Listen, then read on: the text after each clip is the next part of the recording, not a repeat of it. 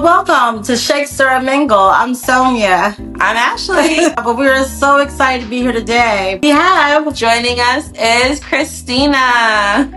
Tell us about yourself, Christina. Introduce yourself.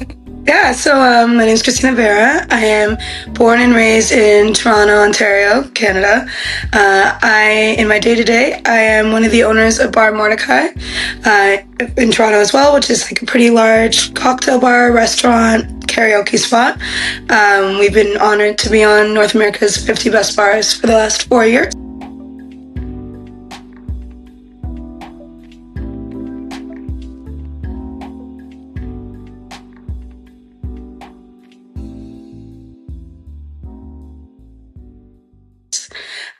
I'm also a spirits and wine educator.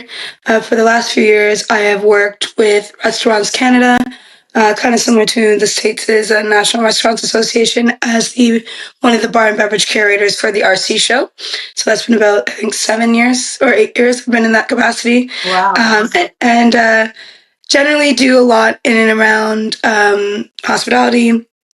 I used to do consulting, everything kind of bar, beverage, alcohol, and all of that.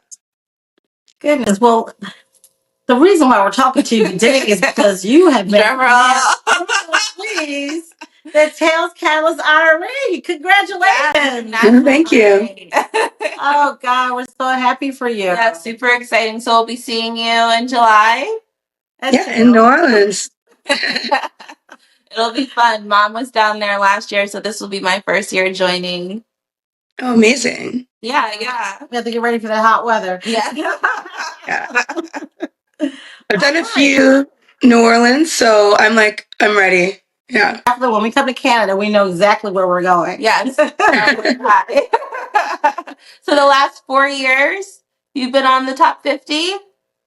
Yeah, so North America's 50 Best was launched in 2022. Wow. Yeah. So we've been pretty blessed to be on the list since it I guess, has existed. Because they've had the other regions and they've had global. No Canadian bars ever made top 50 global. Wow. We're small. So Small people need to visit us. Small but mighty, yeah. To win that recognition as the International Cocktail Catalyst is just quite accomplishment for you. Yes. Yeah, it's great. Super excited. Well, let's jump into the icebreaker. So, what 3 ingredients, literal or symbolic, you will always bring to the table when you enter a room or community? So we can talk actual ingredients you would be mixing into a drink, or we can go symbolic here, whatever is calling you. Okay, so whenever I enter a room, what do I always bring with me? What are you bringing to the table? 3 ingredients. I bring a sense of humor in general. I bring. I like to be very present, so I don't always like to leave the house. But if I leave the house, I like to be present in where I'm at. I don't know. Kindred spirits. I don't know. So I think because it's if you're going to be with people, if you're going to be anywhere, making sure that you can have connection or that that you're there. So that's really important to me as well. And I think I'm just always curious. So I bring curiosity. I'm always curious what's going on, or I like that's the thing. That's why so much of my career I've done a lot of things around learning and education. It's just I just always want to know more. So. Well, absolutely, I love that. Oh my gosh. Also, I guess earnestness. We'll make it 4, you know. Yeah. Whatever you're bringing is working for you, so you just keep it in your back pocket and keep trucking along. We're ready to jump right into the questions. How about you? Yeah, let's do it. All right, so for our first question, what's bringing you joy lately, inside or outside of the bar? Yeah, I mean, this is probably not the sexiest answer, but I feel it's the honest one. There's been a lot of tumultuousness in life, in personal and in professional life, and that's not helped by this everything happening in the world, right? So our bar opened 6 weeks before COVID. Jeez. Toronto and Montreal had some of the harshest COVID restrictions around hospitality. I guess probably hospitality, like beauty and fitness of anyone. So we had 440 days of indoor closure. Wow. Our last lockdown was actually in 2022. And then soon after that, I had a lot of different things involving either like care for my family, in addition to just like normal trying to make it go, having a business life. So I think one thing that has been bringing more joy recently is having this feeling that life is slowly becoming more consistent and less like in reaction mode. Because sometimes being in reaction mode can be like fun or exciting, and then Right. it just started to be quite exhausting. So even just the idea of like having a calm and waking up and being like, okay, like today probably won't be a crisis, and today I can we can make plans and we can do things and we can build, and it doesn't always have to be hustle. Is like something that gives me joy, and it allows the space to plan for things, the broader things that are joyful, which could be like, which can really be anything. Right. I love that you brought that up, Christina, because, one of the many reasons that we do these interviews is to show people, a window into the other side of things. You put out all your accomplishments and the beauty of what's come from your hard work. But just speaking to what you're doing to take care of yourself, surely we can definitely understand the reaction effect that what is it? Life is lifing right now. So, you being very honest and sharing that is really important to everyone. The snowball effect. That's what I was thinking of. The snowball effect. So just taking a moment to be mindful. I like to post an affirmation every day just to start off my day on the right track. But I relate to what you said, and I appreciate you just bringing that up. Yeah, it's also how you know you're getting old, right? Like, girl. I just entered a new decade, so I'm congrats. moving into my 30s. So starting on that journey, that pathway. I'm still young. Oh, I'm don't worry, I'm much older, but well, listen, young 30's at heart, 30 is still young. Young at heart, always. All right. So when you first heard that you had been announced as Tales of the Cocktails International Honoree, Catalyst Honoree, what emotions came up for you? How are you feeling? Where were you? Set the scene. Yeah. So I was I was at work, my normal daytime routine of being on my computer in the dining room and my dog being there as well. So yeah, I was like going through my overfilled inbox, and then it kind of came through, and I was like, oh, okay. I was definitely surprised, and it was it's interesting. It's like it's a big honor, and it's always nice to know that people think of you or that people find impact from the work, because there's so many people who do such impactful things but don't also get attention, right? And it's also just a funny time. So any awards centered around like DEI, inclusion and platforming a variety of people, especially like in this particular climate, like being Canadian, is interesting to be like, what does this mean, and what do you speak on, and what does this look like? And that's been a point of conversation just within circles everywhere I know about what does our business, what does everything look like now, given it, and then it just shapes everything. So I would say like I was surprised at first when I got it, and was definitely flattered, and then definitely like was like thinking about like, well, what does this mean, and what does getting something like this, especially in this current climate, also mean? Because ideally it's not just about you get up and you talk about things that you've done. When you get awards and such, they're not ideally they're not, if they're awards around service, they shouldn't be endpoints, they should be if anything, things that catalyze you forward. But rather than looking at it as like, thank you for seeing everything that I've done.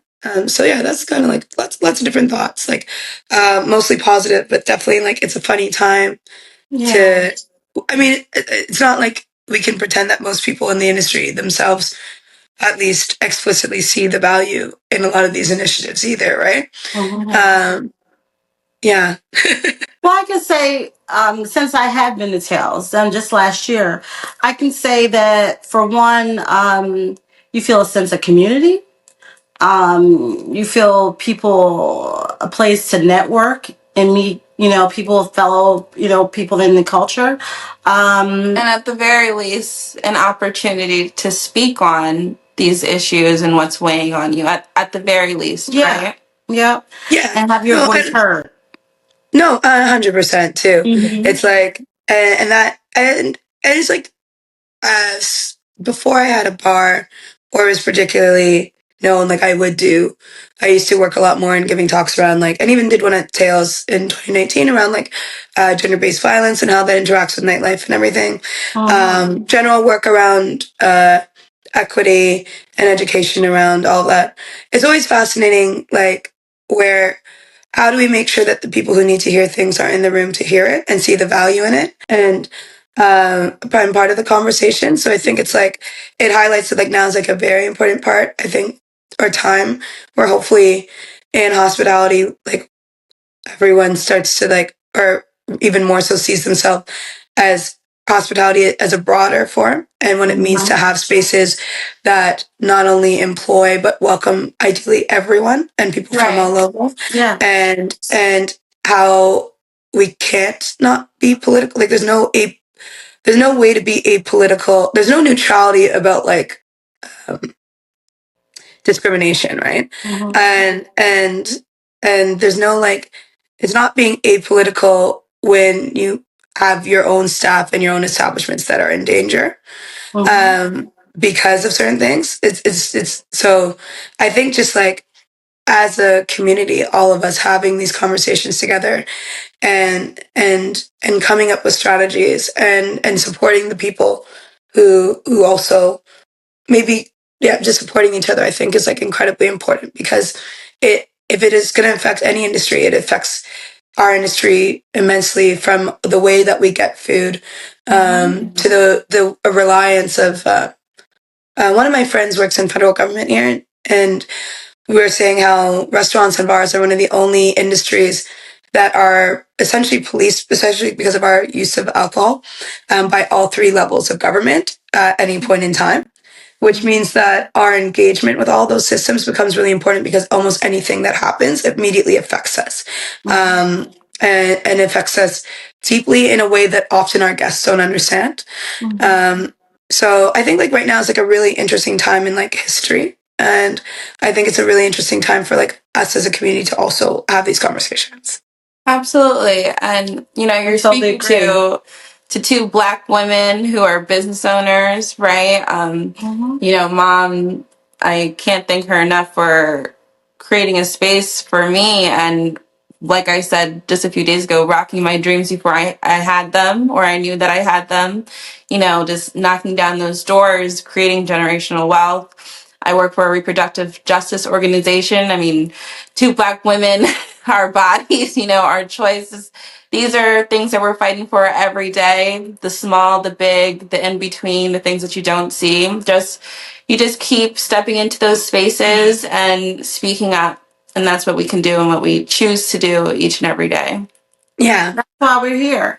That's what we do.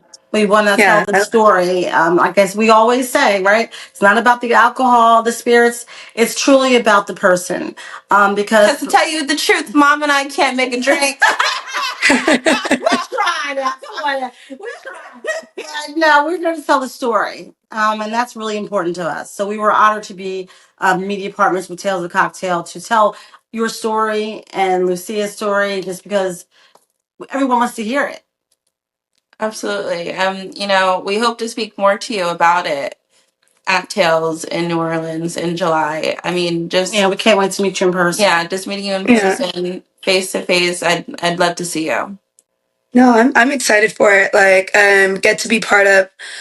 We have a Jamaica-based seminar on the Wednesday as well. With the boys, me and the boys. Awesome. All right, you know we're picking. We're looking through our schedule, so we'll have to start that one. I wish we could pair with some oxtails or something else. Yeah, I think Zan from Worthy's working on some sort of party as well. So our seminar is the next day. Our seminar is on Wednesday.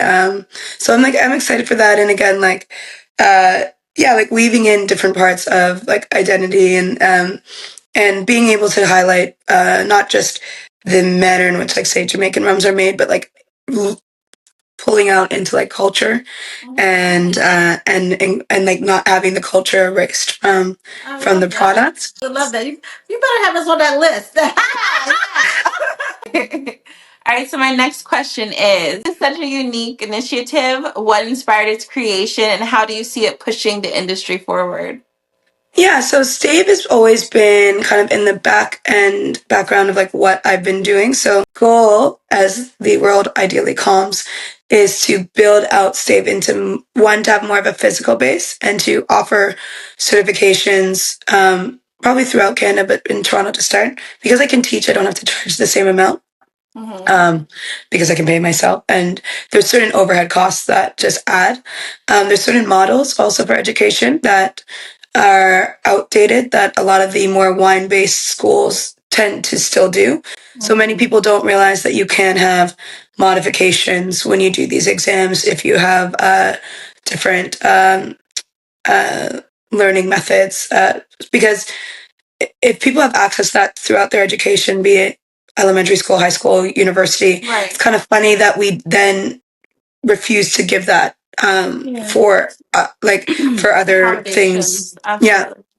Yeah. Even just access, ideally, to other things, which could be anything from first aid training, which I'm going to be putting up in Toronto for people who need first aid training, because technically there should be, I think, one for every 6 people in a business that has a certain level, which no one really has, to having like people be able to pay for like to come in or to have brands. It doesn't always have to be brand led, but like Excel training. There's a lot that we don't teach people, and there's a lot of ways that we don't set up people for success in our industry. And I feel like that then disproportionately also affects the people who are in bodies, identities, backgrounds, what have you, that don't have that are not always given the benefit of the doubt. And so their lack of training is more quickly summed up to being a lack of competence.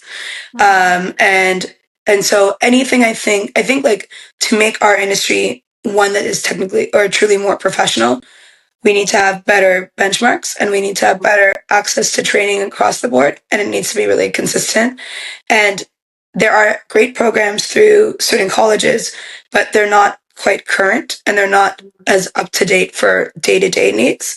For most of them, it depends on what you're getting into. I think they're probably still great for like certain levels of like hotels, right? And certain types of corporate culinary. But that's the goal, and I think it could be quite needed. It's something even just as an employer, I would find value from people having access to that, having access to like literally like here's a Google, like here's how you use Google Workspace, right? Like here's how you do certain things.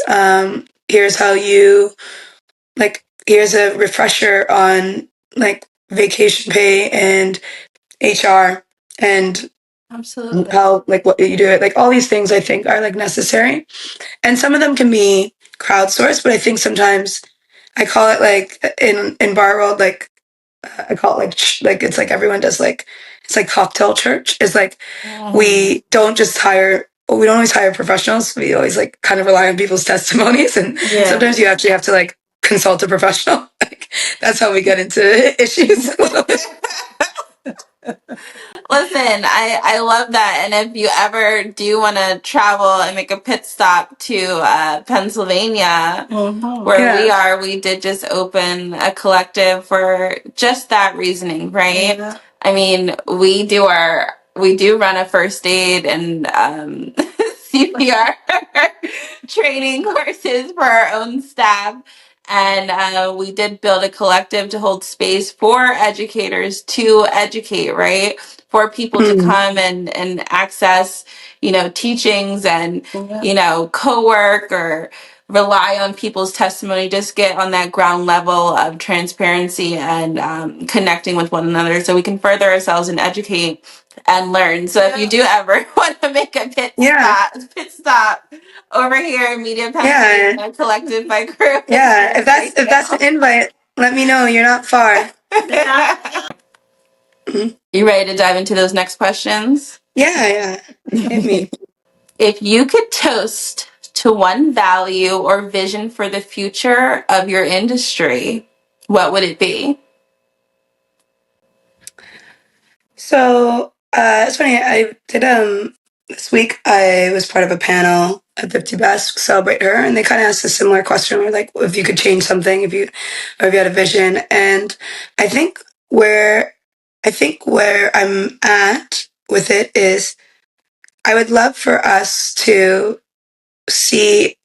really treat ourselves in our industry like other professions, and not relying on this idea of like exceptionalism or like hustle culture, because that would allow us to shift a lot of things naturally to be more safe, inclusive, and healthy, because we would hold ourselves to the standards of other industries. So what that would look like, because I think some of our conversations where everyone's like, that's not practical. I'm like, it's not practical if you base something that you can't pay people $2 an hour.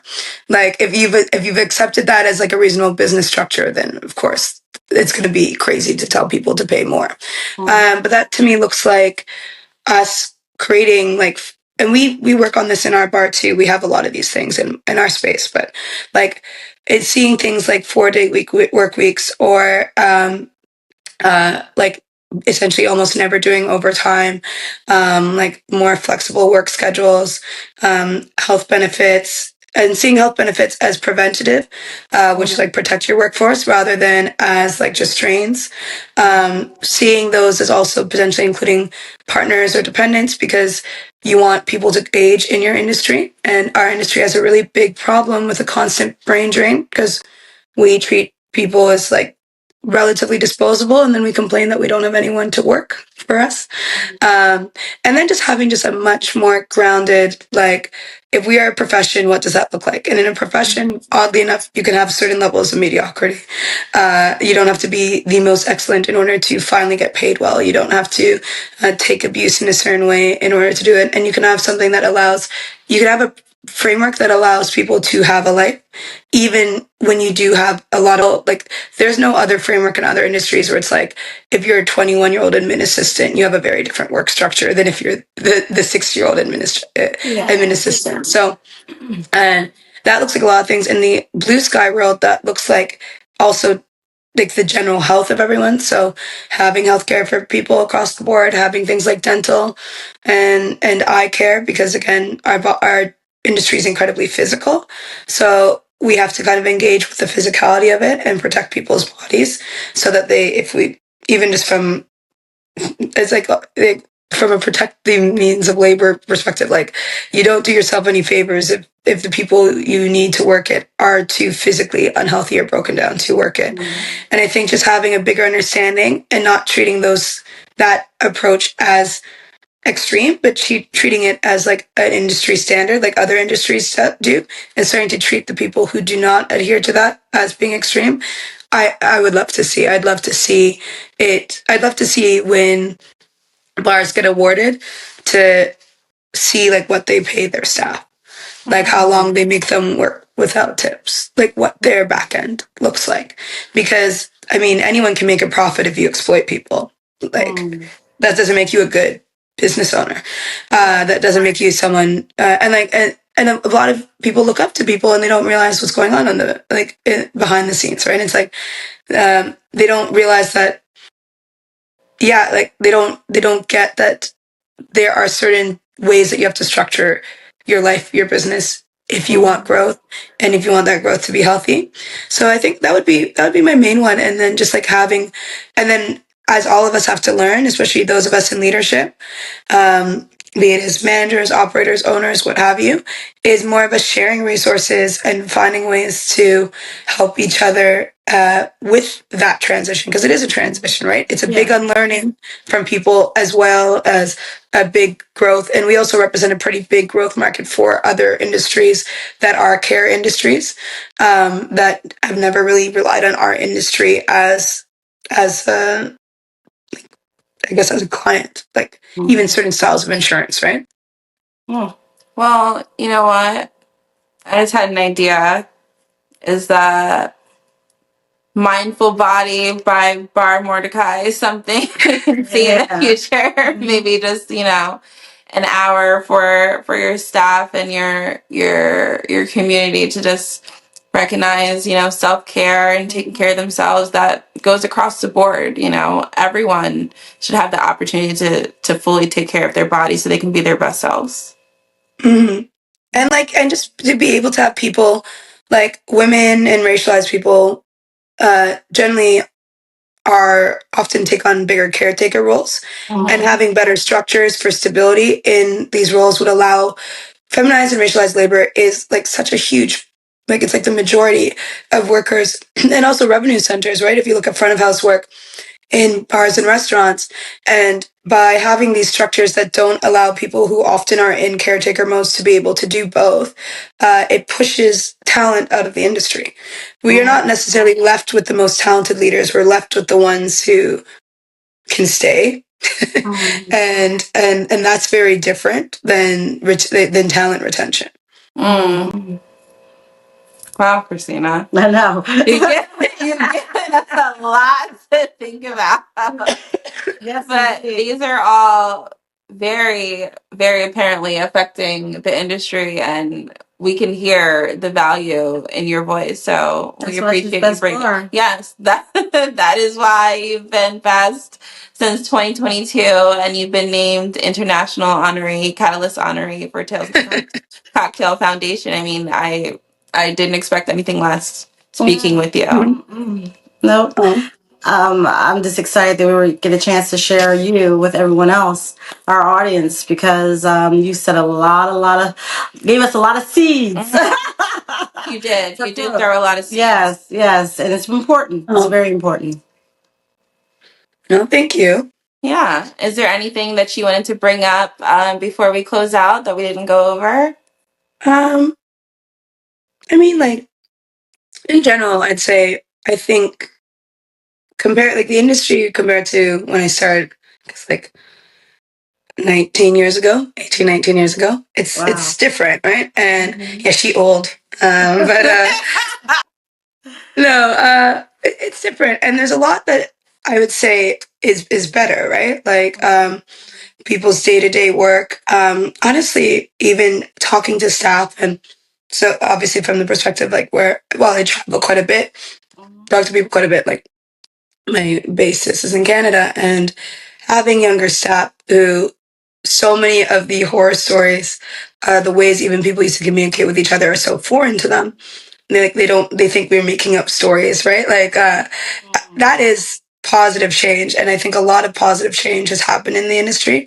I think where we're at right now is one, not being complacent and not having people who maybe don't remember worse times, or become nostalgic about it. Like when I first started working in bars, I think my minimum wage was $4 and something an hour. Now our minimum wage is $17 an hour. I think the Canadian government is about to expand dental care to everyone. There's just a lot that we offer benefits to our staff. There is like universal healthcare. It doesn't cover as much as I think some people think. It covers quite a bit, but there's other things like your physio, your chiro, vision, dental. And because in hospitality, a lot of people haven't had it, we tend to be neglected physically while we also work our bodies quite physically, right? So if you compare us to like, say, certain styles like warehouse jobs or things that are typically unionized, it makes sense that you would, even just so people don't take time off, that they can, like if their shoulder hurts, it makes sense that you want them to access physio because they're less likely to like truly take time off or to not be able to work. So I do think now, and you can even see it in other spheres, like you can see it with the rise of like men's rights, like movements and things, where it's like there's such a brief blip in time that people are seeing something that looks more like equality, and they're becoming nostalgic about an existence that never really existed and was never really good to anyone before. So I think just right now, all of us have to, as simple as like something like Tails, something not just with the Catalyst, but in general, be like, DI is like completely inseparable from our from our industry, like from our values. This is not like a political thing. Pushing back on brands that like have profited off of a lot of us, and then all of a sudden decided that they like quietly wipe away everything, and then also fund things that directly hurt you, like us, our staff, our community. It's like we are all individuals, but we're much more powerful together. Um, and just because something can seem overwhelming doesn't mean that there isn't value to still speak truth to it, and isn't whatever that might look like. And I think because we have to build our futures, right? Like we have to build our life isn't even something that's amazing and fun, like all the drinks conferences. At the end of the day, like how worried can you really be about like annoying one brand or pissing off one brand, and that person might not even have a job in 2 years, and they don't even like, and they're just going to shill because they're told they don't have to care about something, and in 2 years they might be told they have to care about it again, right? Like you are still you, right?